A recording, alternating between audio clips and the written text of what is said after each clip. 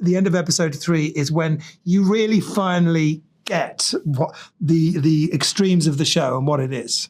That's when the tone is kind of sealed. I think that's what Deborah said. Deborah said, if that tussle works, then I feel like the show will work. If we can get people to that and then keep on watching, then it'll work, you know. Thank you guys so much for taking the time today. Hey, Tessa. Hi. Listen, this show was so fun. What I loved so much about it is that it's like really dramatic and thrilling and intense and then absolutely hilarious. So like, what was it that drew you guys to want to be a part of this? Then Keri, if you want to go first. Exactly what you just said. I mean, that what Deborah Kahn, who wrote it, it is so interesting, and you're learning so much about the diplomats and that whole world and the State Department and ambassadors that we didn't really know.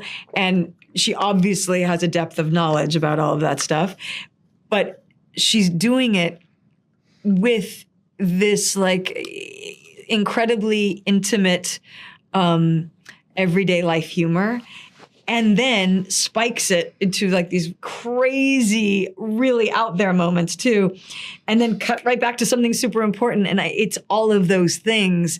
And I thought she did what she wrote was so good, and just you couldn't say no. How about for you, Rufus? Same thing? Absolutely. Just wanted the money. I need the cash, man. Despite the fact that she was in it, I said yes because I wanted the cash. I get it. No, I knew she was in it, and I'm a fan of hers and also of Deborah's, and I read the script, and it was just so fucking good. It was the humor. Mm-hmm. It was the humor and the juxtaposition of the humor and the fact that it was seamless, the way it is in life. What I liked about the humor is it wasn't a tonal thing that was pasted on top. It was organic and natural because you were dealing with people who were naturally very speedy of thought. And one of the things they dealt with was humor in the way that lots of this kind of bright person does. So it felt intrinsic, it felt organic, it made me laugh. It was kind of screwball in energy. It felt like a relationship that was very recognizable and familiar that we don't tend to see on TV. And it was a riot to film. It was a lot of fun. Like I think it's episode 3 when you guys like, you tackle him, Keri. You guys know what I'm talking about. Yeah. We know what you're talking about. You're rolling around. I was cracking up. Did you guys actually film that yourselves or were those stunt people? That was us.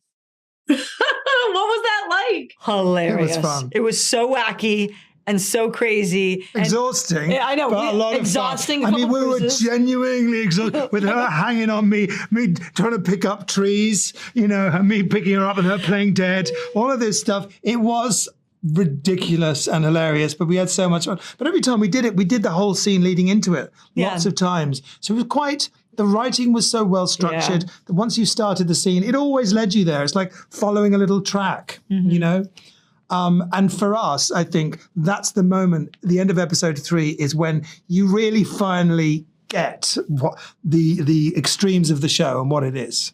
That's when the tone is kind of sealed. I think that's what Deborah said. Deborah said, if that tussle works, then I feel like the show will work. If we can get people to that and then keep on watching, then it'll work, Yeah. Oh, it was perfect. It was so good. I was like, I get it. I get their relationship. I get this show and I'm here for it. And I love it so much. So I want more, please, first of all. So get to work on that. No, I'm just kidding. Okay. Well, thank you guys so much for your time. That's my time.